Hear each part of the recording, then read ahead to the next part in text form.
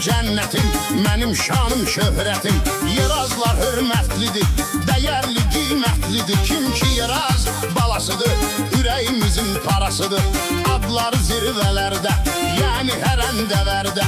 Saxlayıb hörmətlərin, təmizdir niyyətləri. Göyçəm ahalı Ağbulaq, Turala doğmadı torpaq. Atasıdır Tofiq kişi, yaxşılıqdır vərdişi. Nəvəsinə qoymuş adın, daşır babasının adın. Yusif Ayaz qardaşı, qoy uca olsun başı. Hər üçü də sağ olsun, gələcəyi parlaq olsun. Mən də bu ehtimaldan biraz deyim Turaldan. Əsli Yeraz balasıdır, yaxşılarla təmasıdır. Gözəl qardaşım Tural, vardı səviyyə sambal. Onun maşını 01, C001. Ağırmaz başımızdır, Yeraz qardaşımızdır. Onun ucadır atsanı, Göyçə mahalı ünvanı.